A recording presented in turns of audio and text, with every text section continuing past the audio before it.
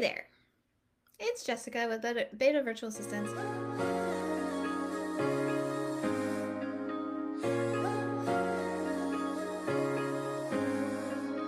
Yeah, today I thought I would talk about blockchain and having a wallet and how that works and why you want to have one and all that sort of thing. And this live is partially in preparation for our upcoming challenge. We're doing challenges about once a month. And right now the theme is how to use a blockchain wallet, how to become friends with it.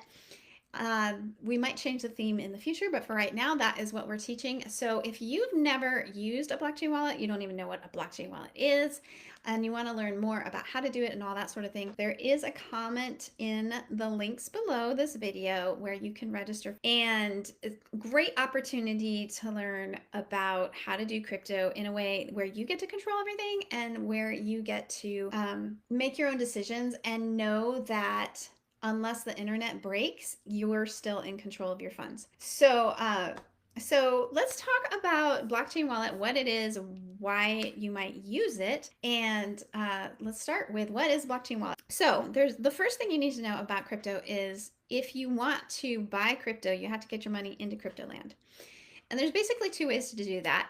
You can either connect your bank to a place like an exchange like Coinbase, and you can transfer your money from the bank to Coinbase, and then you use the funds once they arrive in Coinbase to purchase crypto, and off you go on your merry way. The other way to do it is some places will actually let you use a credit card to directly purchase crypto from your credit card. And that can be done directly on the blockchain, which we still haven't defined yet, but that's okay. So, two ways to get money into crypto.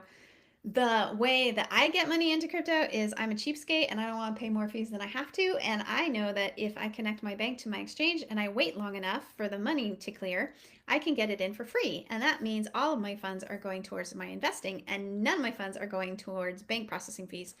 If you do use a credit card, or if you wire funds in, or if you do it in some way that speeds up the process so it clears faster so you can get your money faster, they usually charge for that privilege, and so you're paying money in fees and you have less to invest. So I like to use the bank connection because that's best. Once you get your funds into an exchange or directly into a wallet, then you can send them anywhere you want to. And there are so many wallets out there. I was just saying to myself when I thought I was on live, but there's, every time that we get a new client who wants help with their taxes in our business, they almost always have a new wallet we haven't heard of.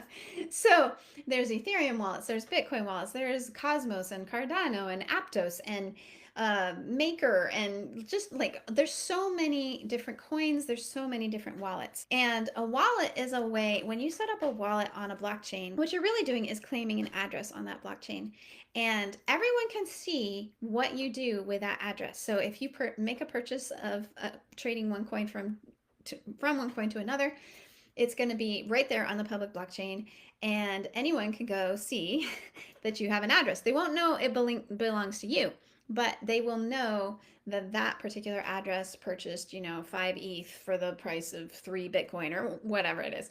That totally doesn't make sense.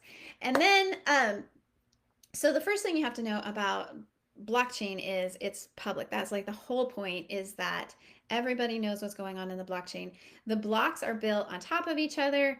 They reinforce the history as they're being built of the blocks that came before, and that's how we know that the transactions legitimately took place and all this sort of thing. And you can probably read and learn a lot more about blockchain somewhere else. But in terms of using it, so why would you want a blockchain wallet? And the reason you want a blockchain wallet is because when you put your money into a crypto exchange, you don't realize it, but you can, that crypto exchange is actually the one controlling the funds. And if that crypto exchange were to pull a Sam Bankman-Fried act and disappear, and turns out his entire exchange was a Ponzi scheme and da da da da da, and all of your funds are suddenly gone, and there's no way, unless the government figures out a way to bail you out, there's no way to get your funds back. So we always recommend that people, if you are trading, exchanges are really convenient, really handy, good place to put your money because of things like FTX. Because if you're going to hold coins for the long term, an exchange is a great place to get the things done, to move the money around and to trade many, many different coins in the same place that might not interact with each other. So you might not be able to trade Solana directly for Ethereum because the Solana lives on the Solana network and the Ethereum lives on the Ethereum network. But in an exchange, they brought all those coins together in one place. And so it's very convenient to do your trading inside an exchange. But if you are buying for the long term and you are what they call hodling, holding on, and you are not intending on trading a lot, then it's a good idea to move your coins out of the exchange to a place where you are in control. And no matter what happens, unless the internet breaks, unless um, the blockchain is like taken offline completely, which could happen if you choose the wrong blockchain to invest on. But blockchains like Ethereum and Bitcoin and Solana, they've been around. They're probably not going to go anywhere. And having a wallet directly on one of those blockchains is just better for your financial health and all that sort of thing. So the way to do that is you get a wallet. What you're actually doing when you're claiming a wallet is you're setting up and you're claiming one of the addresses on the public blockchain where you're going to make your transactions. And when you download one of these wallets from from the App Store or from the developer's website, always check and make sure that it's not a scam website. Like, you want to definitely make sure if you're downloading a MetaMask wallet, you want to check and make sure it's metamask.io. If it is spelled any other way, it could be a scam site masquerading as MetaMask and trying to steal your funds, so be very careful. But if you go directly to the developers and or if you choose the app in the App Store that it comes up at the top and it has 20 million downloads or whatever, that's usually a safe bet that that's the correct app. And you download these wallets so that you can access the address that you're claiming. And what happens usually is you get your address, you say, I want to have an address. They say, okay, and they give you a seed phrase.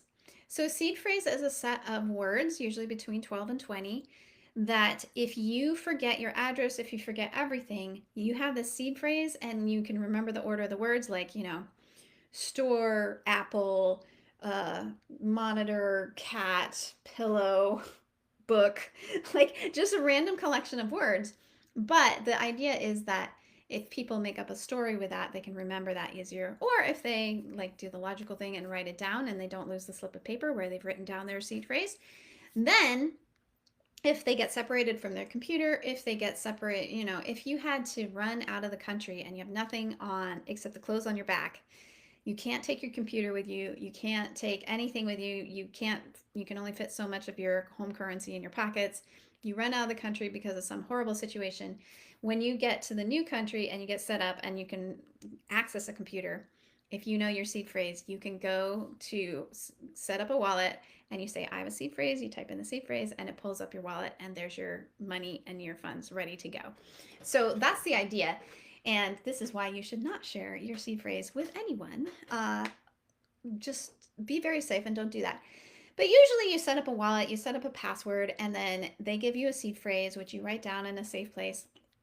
And then you're off to the races. And so then you can use the wallet to make transactions. So now there's in every wallet, there is a button that says swap or trade, where you can purchase one crypto by selling another crypto.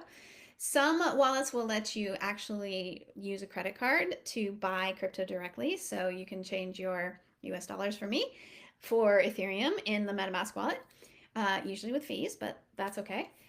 You can bridge coins, which means you're going to take a coin that lives on the Ethereum blockchain. Ethereum is a very big blockchain. It's got all kinds of coins built on it. But some of those coins, there's a version of them that also live on another network, like maybe Polygon network or the Binance Smart Chain network. And so a bridge will let you move the coin that you have over here on Ethereum to the Binance chain. So for instance, you usually have Bitcoin in a Bitcoin wallet and only Bitcoin transacts on the Bitcoin network. There's a couple of these blockchains where it's just very, very focused on just that one chain, just that one coin, Bitcoin being the main one. But you can't move Bitcoin from your Bitcoin wallet to your MetaMask wallet on the Ethereum network. But you can convert it. So there are ways to bridge it where it takes the Bitcoin from over here, it deposits it into a place and says, I want Bitcoin on the Ethereum network, and then you can have Bitcoin on the Ethereum network. It's usually called something different, like maybe BTCB or something like that. So we know it's a bridged version, but it's kind of equivalent kind of thing. So, yes, so you get a wallet. And are you excited about our blockchain challenge yet? Or have I talked too much and now you're like, oh, I don't need to know anything else about the blockchain? Hopefully not. But this is a little bit about what we're going to talk about. And why would you want to have a blockchain wallet? So if you have a blockchain wallet, like I said, I think, I can't remember if I said it on this live or on the one I thought I was doing, but if you have a blockchain wallet, you're in control of your assets. So, and if you have a blockchain wallet and you have to leave the country for some weird reason and you can only take your brain, if you have your seed phrase memorized, you can go to another country and still recover your assets. If you have a blockchain wallet, FTX can blow up and the price of the assets in your wallet might fluctuate with the market conditions because everybody's freaked out. But those are your assets and they're not going anywhere and you still have access to them.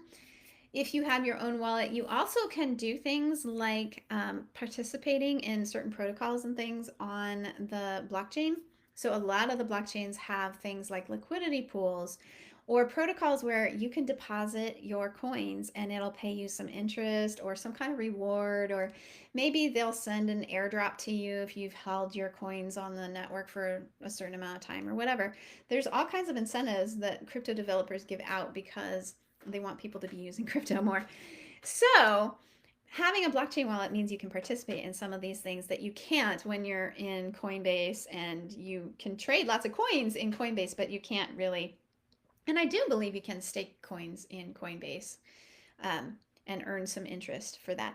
But most of the stuff has less fees if you do it directly on the blockchain, number one. And number two, you have access to a lot more options. There's protocols popping up all the time. And if you want to hear about some of them, I highly recommend subscribing to the Milk Road podcast because they are always talking about cool things going on in the crypto world. And it's where I'm getting a lot of my news right now. Very cool. All right, so blockchain wallet. I think I've covered why you might want to have one, what it's good for, and there's ways in there to get your funds into the wallet. When you have a blockchain wallet, you have an address on the blockchain, and if you share that address with someone, they can send you money. So if we want to be paid for our crypto tax services, we can actually send the person who wants to pay our crypto address, and they can send the money directly in crypto in seconds to pay for our services. And that's pretty cool. And the best part about that is, like if you use PayPal or Stripe as a business owner, you know this. PayPal and Stripe take a pretty significant fee out of funds that they collect on your behalf that people pay you for your services. And if you do it with crypto, you do have to pay a gas fee. But other than that, it's basically feeless, and so it's a great way to like keep more of the money like not going to support PayPal and Stripe executives. So what is gas? I just mentioned gas. Gas is on every blockchain, there's a native token that you do all of your transactions with, kind of. So on the Ethereum network, that would be the Ethereum token. And the Ethereum token, every time you do a transaction, you pay a little bit of that main blockchain's token as gas. So that is the amount that is paid to the miners or to the blockchain people who verify the blocks, and I forget what they call it, but the people who do it, they get paid a little bit of money every time a transaction is made on the blockchain, and so to record your transaction in the block, you pay a little tiny bit of money to whoever gets the money, and that's called a gas fee. So gas fees are always in the main token of the network. So for instance, Ethereum is Ethereum, Bitcoin is Bitcoin, Dogecoin is Dogecoin. Interestingly enough, there's a chain called Polygon Matic. They were using the Matic token as their gas token. And it was really confusing because it was it the Polygon network or was it the Matic network? And they finally decided that they usually call themselves the Polygon network. So they finally decided that no, we're going to have a coin called Polygon for our Polygon gas fees. And so they converted supposedly all of the Matic tokens 1-to-1 for Polygon tokens. And they've like written a new token contract, and anybody who had tokens in their Polygon wallet got converted automatically, supposedly. Anyways, so a gas token is used to pay for transactions that are done on a particular network, and yeah, that's what that is.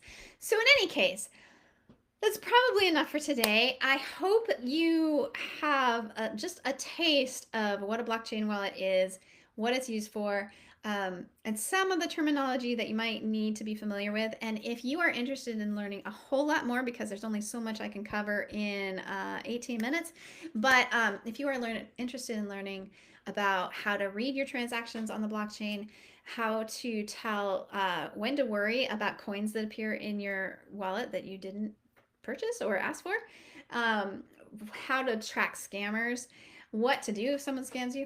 We're going to cover a lot of that stuff during the blockchain challenge. And the challenge is completely free, no fees. And based on our last challenge, we had 4 people write reviews about it, and they all said how much they learned and how amazing it was.